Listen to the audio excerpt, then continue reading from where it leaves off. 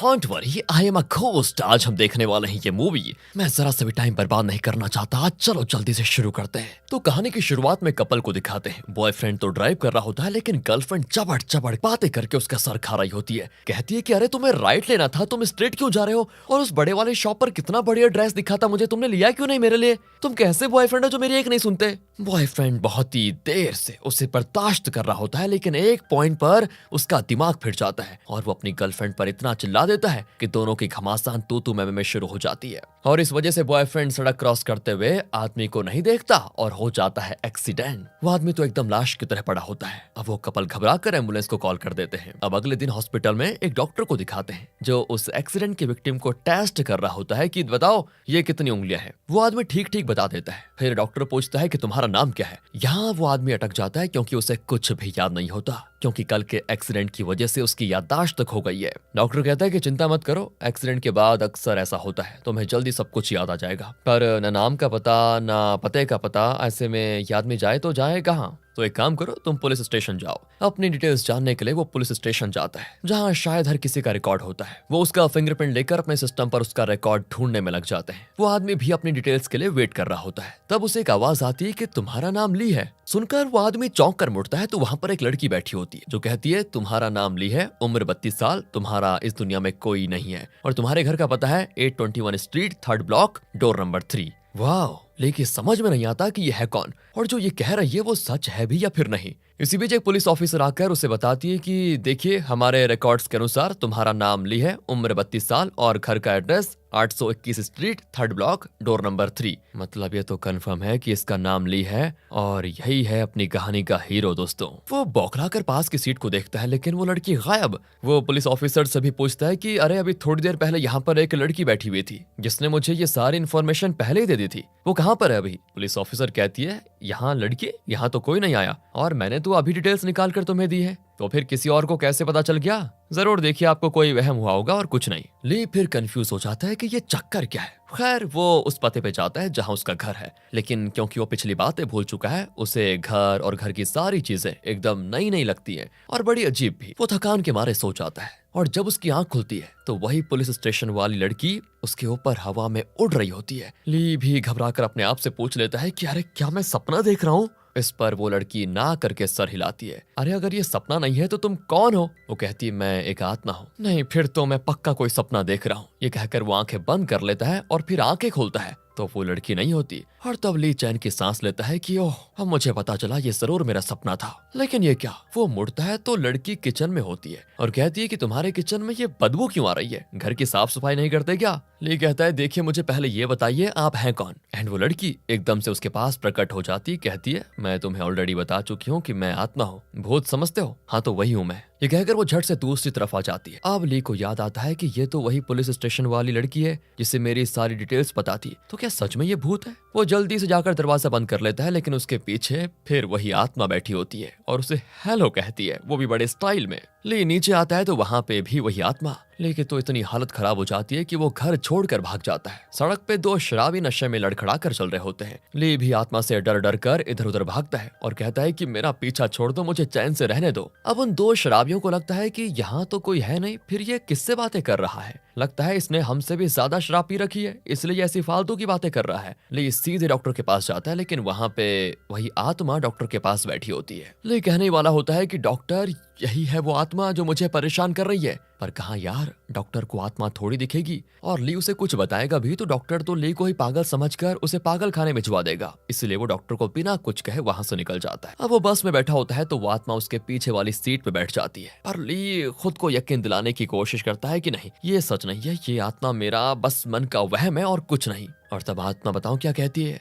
देखना, ये बस सडन राइट टर्न करने वाली है, इसलिए काम करो उस साइड बार को पकड़ लो वरना गिर जाओगे। लेकिन ली उसकी नहीं मानता और ठान लेता है कि ये आत्मा मेरी कल्पना है, सच नहीं है। वो अपने कान बंद कर लेता है ताकि आत्मा की बात उसको सुनाई ही ना दे। अब देखो बाकी पैसेंजर्स तो साइड बार को पकड़ लेते हैं और जैसा आत्मा ने कहा था बस एकदम से सडन राइट टर्न करती है और ली सीट से उछलकर दूसरी ओर गिर जाता है। पर खुशकिस्मती से उसको चोट नहीं आती। अब आत्मा कहती है कि अगर तुम पूरा सच जानना चाहते हो तो मेरे साथ आओ। और फिर कोई रास्ता ना पाकर ली भी उसके साथ जाता है। वहाँ एक फ्यूनरल चल रहा होता है और ये फ्यूनरल है उसी लड़की का जिसकी आत्मा सिर्फ ली को दिख रही है। फ्यूनरल में सभी को फूड सर्व किया जाता है। ली भी वहां पर बैठ जाता है और उसके पास उस लड़की की आत्मा भी बैठी होती है। ली पूछता है कि एक बात बताओ, तुम्हारा नाम क्या है? तब वो अपना इंट्रो देती है कि मेरा नाम किम है और मैं 22 साल की थी। तभी एक औरत आकर ली से बात करने लगती है कि तुम कहाँ चले गए थे ली? कई दिनों से मैंने तुम्हें देखा नहीं है। लेकिन अब उस औरत को क्या पता कि ली की सारी याददाश्त चली गई है, इसलिए ली उस औरत को नहीं जानता क्योंकि उसे तो कुछ है ही नहीं याद। तो किम की आत्मा कहती है कि मैं और तुम एक दूसरे को जानते हैं, वो औरत मेरी दोस्त थी और वो भी तुम्हें जानती है। ली अब और कंफ्यूज हो जाता है कि क्या मैं तुम्हें जानता हूँ? कैसे? फ्यूनरल में आई कुछ औरतें आपस में बातें करने लगती हैं कि बेचारी किम, सुना है किसी ने उसे चाकू मारकर उसका कत्ल कर दिया था और पुलिस कातिल को ढूंढ रही है। ये सुनकर ली और घबरा जाता है कि कत्ल, और वो किम से कहता है कि तुम आखिर मुझसे चाहती क्या हो ये बताओ? क्या मैं तुम्हारे कातिल को ढूंढने में तुम्हारी मदद करूं? तुम यही चाहती हो? देखो मुझे तो ये भी नहीं पता कि मैं कौन हूँ और मैं तुम्हारे कातिल को कैसे ढूंढ सकता हूँ। वो कहती है ठीक है, तुम पहले अपने बारे में जान लो, फिर मेरे कातिल को तलाशना। तुम्हारे बारे में जानने के लिए मैं तुम्हें एक जगह लेकर जा सकती हूँ। पर ली कहता है कि मैं तुम्हारे साथ क्यों जाऊं? वैसे भी मुझे क्या पड़ी है तुम्हारी मदद करने की? वो कहती है अगर तुमने मेरी मदद नहीं की तो जिंदगी भर के लिए तुम मुझसे पीछा नहीं छुड़ा पाओगे, याद रखना इस बात को। हे भगवान, ऐसा मत करना, मैं चलता हूँ तुम्हारे साथ अभी के अभी, कहकर ली उसके पीछे चल देता है। दोनों अब एक मोबाइल रिपेयर की शॉप पर जाते हैं। एक्सीडेंट में ली का मोबाइल टूट गया था, उसी को रिपेयर करवाने के लिए दोनों यहाँ पर आए हुए हैं। शायद उसमें से ली के बारे में और कोई क्लू मिल जाए। तो शॉप वाला ली को उसका मोबाइल देते हुए कहता है कि अब ये ठीक से काम करेगा, लेकिन इसकी मेमोरी में कोई फॉल्ट है जिसकी वजह से पुराना सारा डेटा इरेज करना पड़ा है, यानी कि अब इस मोबाइल से ली को कोई फायदा नहीं होने वाला। लेकिन अचानक उसे एक कॉल आता है और एक आदमी चिल्लाता है कि ली तुम कहाँ मर गए थे? चुपचाप दुकान पे आ जाओ, जल्दी आओ। अब ली भी उस आदमी की बताई हुई दुकान पे जाता है और तब उसे पता चलता है कि वो दुकान में डिलीवरी बॉय का काम करता था। ओनर उसे खूब डांटता है कि अरे इतने दिन से कहाँ थे तुम, और तुम्हारा वो यार जिंजू कहाँ गया? वो भी काम पर नहीं आया। उसे काम करो, कॉल करो अभी के अभी और काम पर बुलाओ। तभी किम ऑफिस में एक फोटो को देखकर ली को बताती है देखो यही है जिंजू, लेकिन ली को तो कुछ याद ही नहीं आता। ओनर फिर चिल्लाता है कि तमाशा देख क्या रहे हो, डिलीवरी के लिए निकलो यहाँ से। ली भी निकल जाता है। पीछे किम यानी किम की आत्मा मस्त हवा को एंजॉय करती है। अब ली भी उस पर गुस्सा करता है कि चुपचाप बैठी रहो वरना सडन ब्रेक लगा दूंगा तो पता नहीं कहाँ उड़ के चली जाओगी। किम कहती है कि शायद तुम भूल रहे हो कि मैं ऑलरेडी मर चुकी हूँ, अब मुझे किस बात का डर है? तुम जरा ढंग से चलो नहीं तो तुम मर जाओगे। असल में ली तो यहाँ के रास्ते भी भूल चुका है, इसलिए उसे किम गाइड करती है और ठीक एड्रेस पे डिलीवरी करवा देती है। तो लौटते वक्त वो एक सिग्नल पे रुकते हैं। किम बताती है कि तुम रोज इसी सिग्नल पे रुका करते थे पता है। तब ली को भी याद आता है कि वो इसी सिग्नल पे वेट करता था। इसके बाद वो उसे एक होटल लेकर जाती है और बताती है कि तुम रोज यहीं खाते थे और वो भी एक ही डिश रोज ऑर्डर करते थे। एक बात बताओ, एक ही डिश खाते खाते तुम तंग नहीं हो जाते थे क्या? फिर वो ली को एक डिपार्टमेंटल स्टोर में लेकर जाती है और कहती है तुम यहाँ पर अक्सर आते थे और ये वाला जूस ही खरीदते थे हमेशा। ली कहता है नहीं नहीं, मैं तो वही यूज करता हूँ जो ट्रेंड कर रहा होता है, इसलिए मुझे पक्का यकीन है कि मैं ये वाला जूस खरीदता था, कहकर वो किसी दूसरे आइटम की ओर इशारा करता है। तभी उस स्टोर की ओनर आती है और कहती है अरे ली, कितने दिनों के बाद आए हो स्टोर में, ये लो तुम्हारा जूस, तुम हमेशा यही पीते थे ना, कहकर वो वही जूस दिखाती है जो किम बता रही थी। अब ली चौंक जाता है कि ये आत्मा तो मेरे बारे में मुझसे भी ज्यादा जानती है बताओ। आखिरकार वो सवाल कर ही लेता है किम से कि तुम मेरे बारे में सब कुछ कैसे जानती हो मुझे बताओ। स्टोर की ओनर हैरान कि ये किससे बात कर रहा है, लेकिन फिर वो उस पर ज्यादा ध्यान नहीं देती। सोचती है आजकल बहुत लोग नशा करते हैं तो आपस में ही फालतू की बातें कर रहा होगा। अब ली भी सोच लेता है कि अगर ऐसा ही चलता रहा तो लोग तो मुझे पागल खाने भिजवा के ही रहेंगे, इसलिए वो जब भी किम से बात करता है अपना फोन कान में रख लेता है ताकि दूसरों को ये लगे कि वो फोन पे बात कर रहा है। Nice trick. और वैसे भी किम को कोई और देख नहीं पाएगा। फिर किम उसे डिपार्टमेंटल स्टोर के सामने वाले एक फ्लावर शॉप में लेकर जाती है और पूछती है क्या इस शॉप को देखकर तुम्हें कुछ याद आया, मतलब कुछ बढ़िया सा? कहता है नहीं, मुझे तो कुछ भी याद नहीं आ रहा। फिर वो ली को कहीं और लेकर जाती है। ली ड्राइव कर रहा होता है और एक कार से टक्कर लेते लेते बच जाता है। तब जाकर ली को उस एक्सीडेंट के बारे में याद आने लगता है क्योंकि इसी स्पॉट पर उस रात एक्सीडेंट हुआ था। उसे ये भी याद आने लगता है कि एक्सीडेंट से पहले वो कहाँ था। तो उसी रास्ते को फॉलो करते करते वो एक बिल्डिंग के पास पहुंचता है जहां पुलिस पूछताछ कर रही होती है। एक्चुअली उस बिल्डिंग को सील किया गया होता है, लेकिन ली चुपके से उस बिल्डिंग में घुस जाता है और किम भी उसके साथ होती है। ली पूछता है अरे ये क्या जगह है? किम कहती है ये मेरा घर था। ली की भी ज्यादा कुछ समझ नहीं आता और वो दरवाजा खोलकर अंदर जाता है तो उसे कुछ बातें याद आने लगती है। वहां मरी हुई हालत में किम पड़ी होती है। ली किम को बताता है कि मैं तुम्हारे घर आया था और तुम मरी पड़ी थी, पर मुझे ये याद नहीं आ रहा कि मैं यहाँ क्यों आया था। किम बताती है कि मैं सिर्फ और सिर्फ तुम्हें नजर आती हूँ क्योंकि मरने से पहले मैंने तुम्हें देखा था, तुम शौक में थे और मुझे मरते देखकर तुम बहुत ही उदास दिख रहे थे,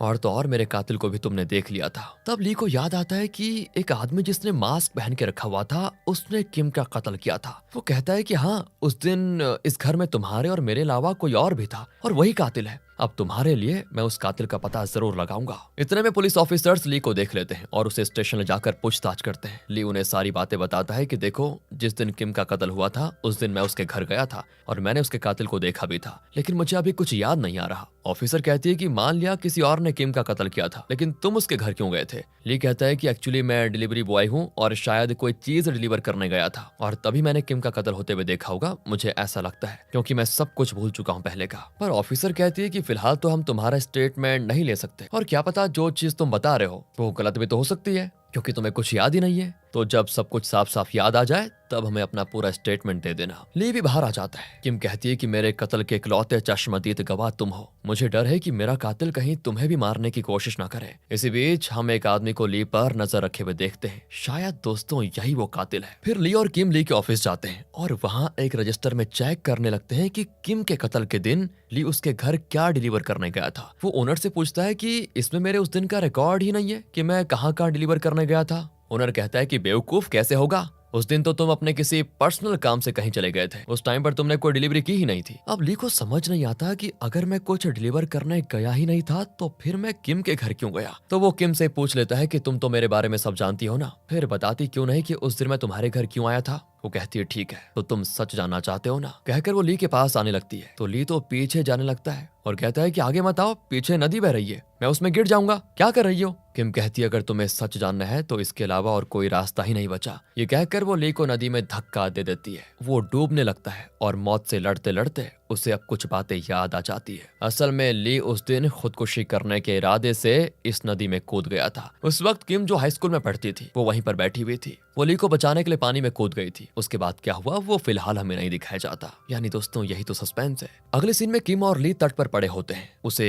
यानी किम को होश आ जाता है और वो कहती है सुनो सुनो, मैं जानती हूँ तुम जगे हुए हो, एक्टिंग मत करो, मैंने तुम्हारी जान बचा ली है और अब तुम्हारी जान तुम्हारी नहीं मेरी है, इसलिए आगे से कभी खुदकुशी करने की कोशिश भी मत करना, समझे। अरे खुदकुशी करना बुज़दिलों का काम है, बेवकूफी है ये कहकर किम वहां से चली जाती है और तब ली आंखें खोलकर देखता है, मतलब वो सच में एक्टिंग ही कर रहा था। किम भी झट से मुड़ती है तो वो वापस आंखें बंद कर लेता है, बहुत तेज। इसके बाद यहाँ से कई महीने बीत जाते हैं और अब किम ने अपना एक फ्लावर शॉप खोल लिया है। उसके ठीक सामने एक डिपार्टमेंटल स्टोर होता है और किम उसकी ओनर को फ्लावर्स देते हुए कहती है मैंने नई फ्लावर शॉप खोली है, तो अपने कस्टमर्स को जरा मेरी शॉप के बारे में बता दीजिए और प्लीज मुझे सपोर्ट कीजिए। तो जब वहां से किम बाहर निकलती है तो वहां पर ली आता है और सिग्नल पे वेट कर रहा होता है। ली को देखते वो पहचान जाती है कि कई महीने पहले ये खुदकुशी करने की कोशिश कर रहा था और तब मैंने इसे बचाया था। तो वो उससे भी फ्लावर्स देती है और ली उसे बहुत पसंद भी आ जाता है। यहाँ से आ जाइए दोस्तों प्रेजेंट में। अब किम की आत्मा बताती है वो थी हमारी दूसरी मुलाकात, उसके बाद तुमने मेरे फ्लावर शॉप के लिए कई जगहों पर डिलीवरी भी की थी।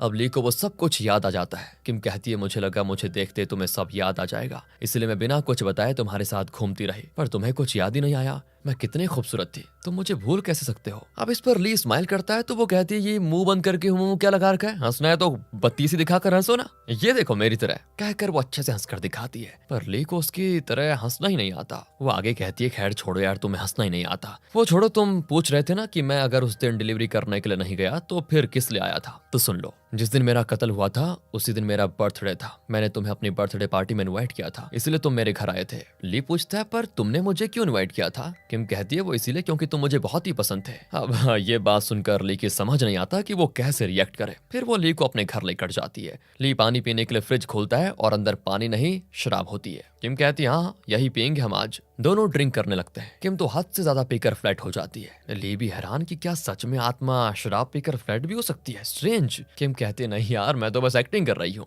वैसे हम दोनों डेट पर चले क्या। ली चौंक कर पूछता है डेटिंग आत्मा के साथ। हाँ मैं सिर्फ तुम्हें दिखाई देती हूँ इसलिए सिर्फ तुम्हारे साथ ही डेट पर जा सकती हूँ। ली ये सारी बातें सुनकर घबरा कर बाहर आ जाता है। अगले दिन दोस्तों ली के घर पर पुलिस ऑफिसर आती है और पूछती है कि हमारी इन्वेस्टिगेशन में पता चला है कि उस दिन तुमने किम के घर में कुछ भी डिलीवर नहीं किया था, तो क्या तुम बता सकते हो कि तुम वहां पर क्यों गए थे। लेकिन अभी ली को सब पता है कि वो किम की बर्थडे पार्टी में गया था क्योंकि किम ने उसे इनवाइट किया था। वो ये बात पुलिस ऑफिसर को बताता है तो वो पूछती है तुमने ये बात पहले क्यों नहीं बताई? ली कहता है देखो मुझे ये सब अभी याद आ रहा है। ऑफिसर कहती है ठीक है, अगर कुछ और याद आ जाए तो मुझे कॉल कर देना। फिर वो चली जाती है। इसके बाद ली को किम के फ्लावर शॉप से कॉल आता है। फिलहाल उस फ्लावर शॉप को किम की एक दोस्त चला रही है और उसी ने ली को कॉल किया होता है। वो कहती है कि ये फ्लावर शॉप जल्द ही बंद करना पड़ जाएगा, लेकिन फिलहाल एक अजनबी ने ओल्ड एज होम को फ्लावर्स डिलीवर करने का ऑर्डर दिया है। हमेशा तो तुम ही डिलीवर करते थे, तो आज भी तुम ही डिलीवर कर दो। किम की आत्मा भी वहीं पर होती है और वो ली से कहती है वो अजनबी हमारा रेगुलर कस्टमर है और वो अक्सर उस ओल्ड एज होम को फ्लावर्स डिलीवर करवाता है, तो मैं जानना चाहती हूँ कि वो अजनबी है कौन। ली भी फ्लावर्स लेकर ओल्ड एज होम जाता है,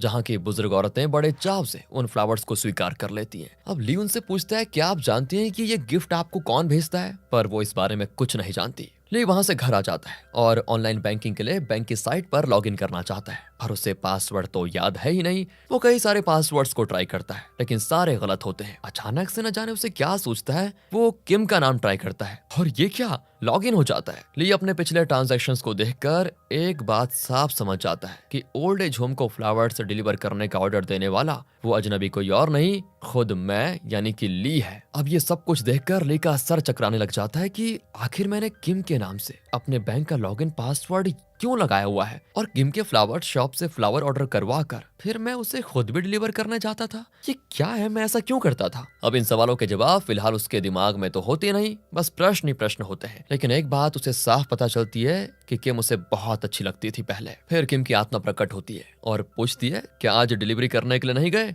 ली कहता है नहीं, आज मैंने छुट्टी ली है बस। हाँ, तुम डेट पे जाना चाहती थी ना, तो आज हो जाए। सुनकर किम बड़ी खुश होती है और दोनों शहर घूमने निकल जाते हैं। खूब एंजॉय करते हैं दोनों। और ली तो किम को खाना भी खिलाता है, लेकिन दूसरों को लगता है कि ली हवा को खाना खिला रहा है, पर ली जरा भी नहीं शर्माता और किम के साथ बड़े मजे करता है। इसके बाद तो दोनों मूवी देखने भी जाते हैं। एक लड़की अपना बैग ली के पास वाली सीट पर रख देती है जहाँ किम की आत्मा बैठी होती है। ली उसको रोक कर कहता है कि देखिए मैडम, यहाँ पर कोई बैठा हुआ है, वो आपको नहीं दिखेगा, उसकी टेंशन आप मत लीजिए, आप अपना बैग हटा दीजिए बस यहाँ से। ऐसे क्या देख रही हैं आप, यहाँ पर मेरी गर्लफ्रेंड बैठी हुई है, कितनी बार बताऊं? वो कहती है पागल कहीं के, और वो खुद में ही बड़बड़ाती है कि हे भगवान, ये थिएटर वाले पागलों को क्यों भेज देते हैं अंदर। फिर वो ली से झगड़ने लग जाती है। ली भी झगड़ने लग जाता है कि मैंने इस सीट को बुक किया हुआ है, समझे, ये मेरी सीट है, अपना बैग हटाकर अपनी गोदी में रखो, समझे, या अपने सर पे रखो, मुझे उससे कोई मतलब नहीं। ये सब कुछ देखकर किम की आत्मा बड़ी खुश होती है कि वाह, मेरे खातिर ये लड़ने पे उतर आया है। वैसे दोस्तों, ये लोग एक हॉरर फिल्म देख रहे होते हैं और उसमें भूत को देखकर किम की आत्मा डर जाती है। बताओ, आत्मा आत्मा से डर रही है। ली भी उसे कहता है कि यार तुम पागल हो क्या, तुम खुद भूत हो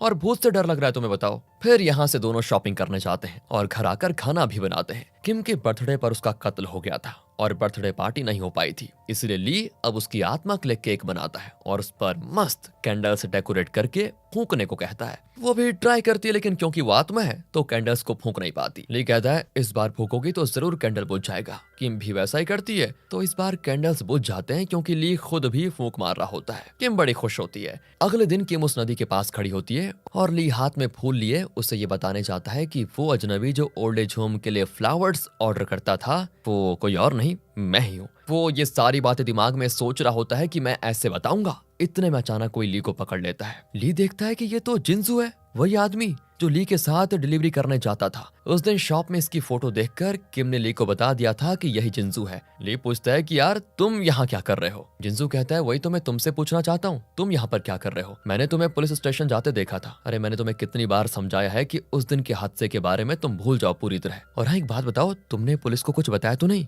पुलिस को मुझ पर शक हो गया और वो मुझे ढूंढ रहे हैं। मैं छुप छुप कर जी रहा हूँ, तुम्हें पता भी है। अगर तुमने पुलिस को कुछ भी बताया है ना, तो बस हम दोनों को खतरा है, समझ जाओ, तुम खुद भी फंस जाओगे, याद रखना इस बात का। ये कहकर जिंजू चला जाता है। अब यहाँ ली की समस्या सुलझने के बजाय और उलझती जा रही होती है, पर वो रियलाइज करता है कि जिंजू ने ही किम का कत्ल किया था और उसे कत्ल करते हुए ली ने देख लिया था, यानी मैंने। लेकिन दोस्तों एक बात बताऊं आपको, ली को कंफ्यूजन भी होती है कि अगर उसने कत्ल किया था तो फिर वो मुझे क्यों धमका रहा था कि किसी को कुछ मत बताना, तुम भी फंस जाओगे। और जिंजू ने अभी अभी जो कुछ भी उसे कहा उसके आधार पर ली को कुछ बातें सोचती हैं और वो घर जाकर कुछ फोटोज को चेक करता है। उससे पता चल जाता है कि वो और जिंजू बचपन से एक साथ थे और एक ऑर्फनेज में पले बड़े हुए थे। पर किम के कत्ल के पीछे का सच जानने के लिए ली किम के घर जाता है। वहां जाकर ली को जो याद आता है ना, वो विजुअल में दिखाया जाता है। वहां मास्क पहना हुआ एक आदमी होता है जो कि जिंजू है। उसके हाथ में चाकू होता है और वो ली से कहता है कि यहाँ जो कुछ भी हुआ उसे भूल जाओ, किसी को कुछ मत बताना, कुछ भी मत। एंड जब ली को ये बातें विजुअल्स के साथ याद आती हैं तो वो कंफर्म कर लेता है कि जिंजू ने ही किम का कत्ल किया था। फिर वो किम से मिलता है तो वो कहती है बहुत ही जल्दी मैं हमेशा के लिए गायब हो जाऊंगी।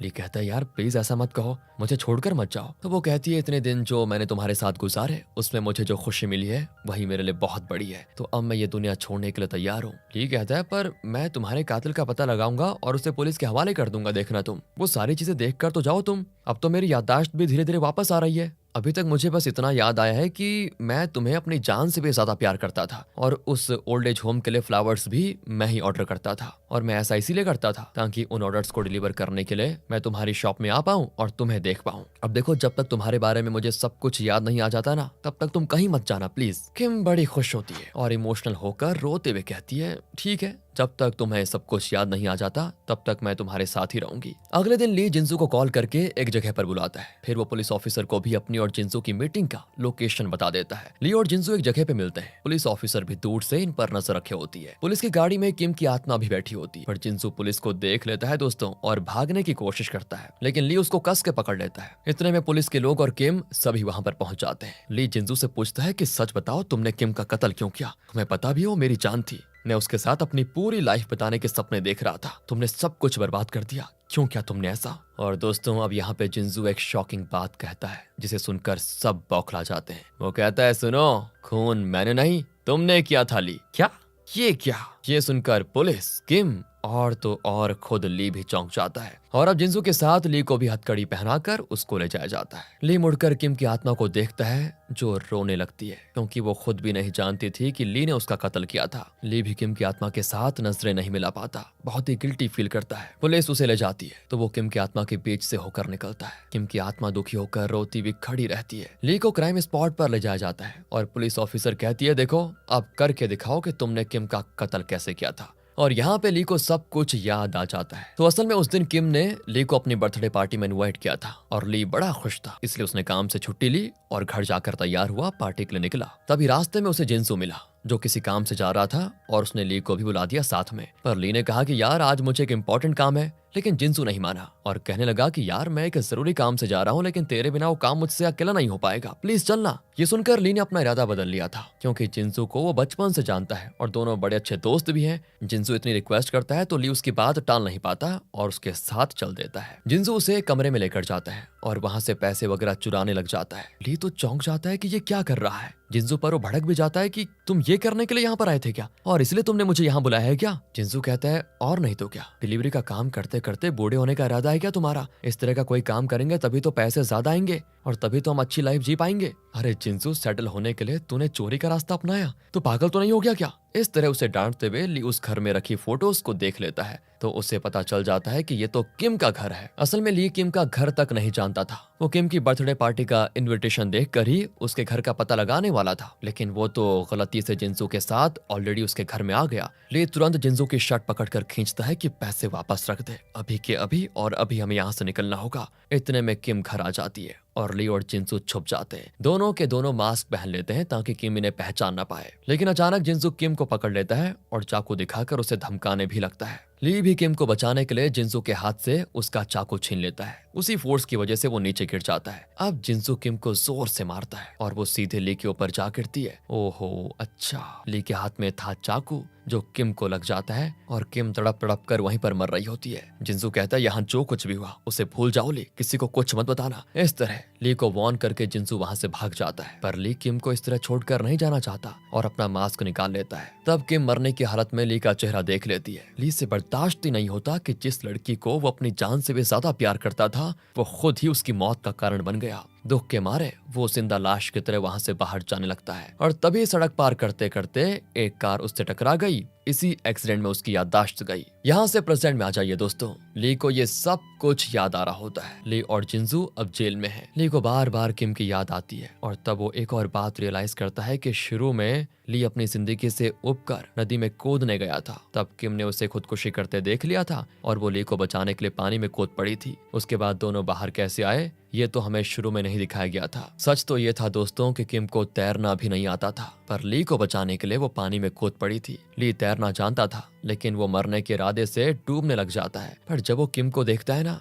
जो उसे बचाने के लिए पानी में कूद गई थी तो वो डूबने लगती है क्योंकि उसे तैरना नहीं आता। यही देखकर ली ने मर जाने का अपना इरादा बदल लिया और किम को बचाकर तट पर लेकर आ गया। किम बेहोश थी और जब उसे जरा होश आया तो तब ली बेहोश होने की एक्टिंग करने लग गया था ताकि किम को ये लगे कि उसने खुद ली को बचाया। पर किम तो जानती थी कि उसे तैरना तो आता नहीं, जरूर इस आदमी ने ही मुझे बचाया होगा। इसलिए उसने कहा था उस समय कि मैं जानती हूँ तुम जगे हुए हो पर बेहोशी की एक्टिंग कर रहे हो, समझे? देखो आइंदा कभी खुदकुशी करने की कोशिश मत करना। ये कहकर वो उस दिन चली गई थी, लेकिन उसका आईडी कार्ड वहीं पर पड़ गया था जिसे ली देख लेता है और तब उसे पता चलता है कि इस लड़की का नाम किम है। उसी पल से ली किम से प्यार करने लग गया था क्योंकि ली यहाँ मरने आया था और बेचारी किम ने उसे बचाने के लिए अपनी जिंदगी दांव पर लगा दी। ली को लगा कि मेरी जिंदगी अब मेरी नहीं किम की है। वो किम को उसका आईडी लौटा देता है लेकिन खुद नहीं देता बल्कि किसी और के हाथों लौटाता है और फिर दूर से देखकर ली बड़ा खुश हो लेता है। ली को ये भी नहीं पता था कि किम नया फ्लावर शॉप खोल रही है और जब वो उस डिपार्टमेंटल स्टोर में फ्लावर्स देने जाती है ना तो इसी वजह से वो जानबूझकर उस सिग्नल पे रुक जाता था।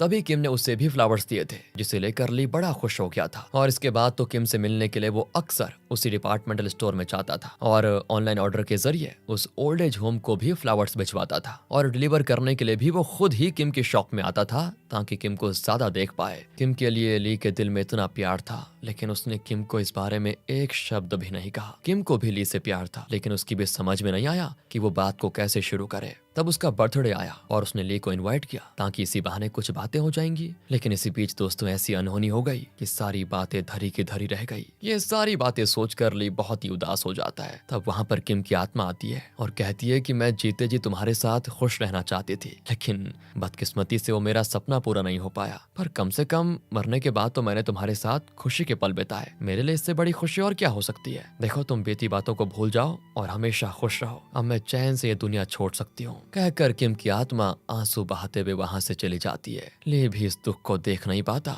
और फूट फूट कर रोता है बेचारा। पुलिस की इन्वेस्टिगेशन पूरी होती है और उन्हें यकीन हो जाता है कि ली दोषी नहीं है और बाकी मेन कत्ल हुआ वो जिंसू की वजह से हुआ क्योंकि वही चोरी करने गया था। उसने किम पर पहला हमला किया था इसलिए पुलिस चाहती है कि ली को रिलीज कर दे। लेकिन दोस्तों ली मानसिक तौर पर बहुत घायल हो चुका था और उसे मेंटल असाइलम भी भेज दिया जाता है। ली अपने आप ही बड़बड़ाता है कि किम तुम मेरे पास ही हो ना, मुझे छोड़कर कभी मत जाना। और असल में दोस्तों किम अब भी उसी के पास बैठी होती है लेकिन अब वो ली को दिखाई नहीं देती। इसकी क्या वजह हो सकती है ये तो पता नहीं पर हमें लगता है कि पहले किम को अपनी मौत का कारण पता नहीं था इसलिए शायद उसकी आत्मा भटक रही थी और ली के जरिए वो सच का पता लगाना चाहती थी। लेकिन अब उसकी आत्मा को सच पता चल चुका है और शायद इसलिए अब उसकी आत्मा को मुक्ति मिल गई है। इसी वजह से अब वो ली को दिखाई नहीं दे रही। दूसरा रीजन ये भी हो सकता है कि ली को अपने किए का इतना ज्यादा पछतावा है कि वही पछतावा उसके और किम की आत्मा के बीच दीवार बन गई है और इसीलिए उसे किम की आत्मा नहीं दिखती। खैर कारण जो भी हो सच तो ये है कि किम हमेशा ली के साथ ही रहेगी, अब